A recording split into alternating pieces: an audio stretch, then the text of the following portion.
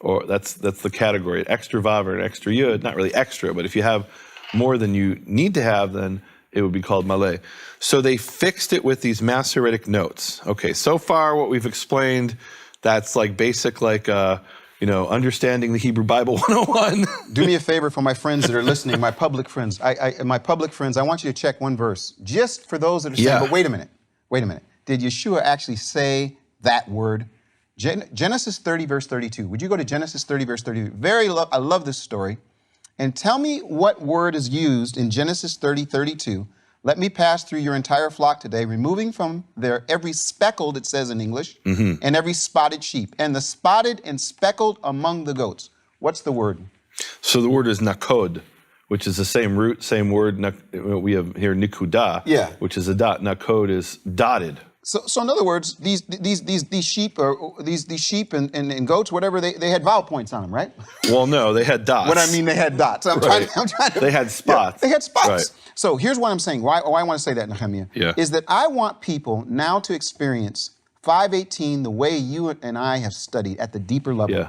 I want people to experience what you're about to share with us. Now, I'm not trying to be cute here. No, this is actually huge. We're going to talk about the vowels. No, you folks, this is. And so listen, to my friends that have been listening, 50 episodes of Public, go back and listen to them again. At the Red Letter series, we have episode 1 through 18, free. You can go and see everything we've done with the red letters of Yeshua in the Red Letter series. But now we're going to move to the plus section. And in the plus section, Nehemia, literally, I want to take my jacket off and go sit back with Linnell and watch you burn. What I mean is I just feel like you've got so much to say. That was the background. We'll get to the exciting part now and this is really a key discussion, because I get this all the time.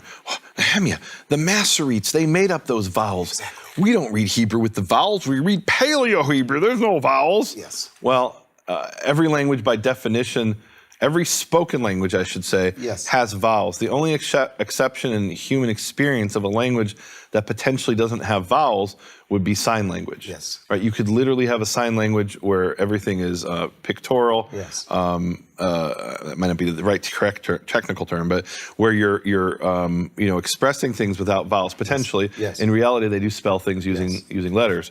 But a spoken language has to have a vowels, otherwise you can't speak. Now, before we get to that, I just want to bring something about Genesis. Absolutely. That verse in Genesis. You're going to use the verse. Genesis 30. No, it's just really, it's a cool point. Yeah. Genesis. So here, Yeshua is saying, not one letter, right? That's the first word, and the other word is nikuda, dot. Yes. Let's leave that for the plus section, the nikuda, the dot, the vowel. Okay. But the letters, here's how important letters are. Come on. Okay. So here we have, in Genesis 30:32, Jacob makes a deal with Laban, and he says, I'm going to pass through, and then every lamb or every seh, which is a young lamb or a young goat, that is nakod, which is dotted, that's going to have the status where I'm going to be paid. I'm going to get that. That's going to be mine. And then we hear later that Laban keeps changing the rules. And what does he do? And you miss this, I think, in English, right? Is it spotted or is it speckled or bespeckled or whatever, right? Or brindled or whatever these terms are. He's using these cute terms, but in Hebrew, it's a difference between nun kuf dalid, nakod, and ayin kuf dalid, akod. And akod and nakod, they sound very similar. So imagine you're Laban and you said, or you're Jacob, and you said, okay, here's our deal. You get all the animals that don't have any spots on them, right? Because the wool is worth more if it doesn't have these, if it's uniform in color.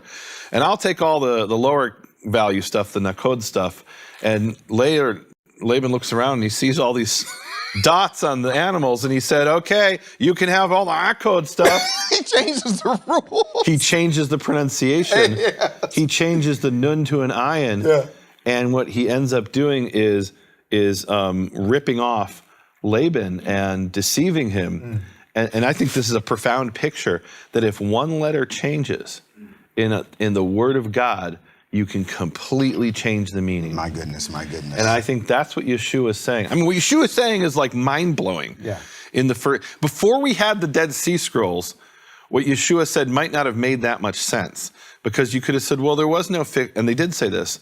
The Masoretes made up that text in the time of Yeshua, and I'm not even talking about the vowels. I'm talking only about the consonants, the word ot there, right?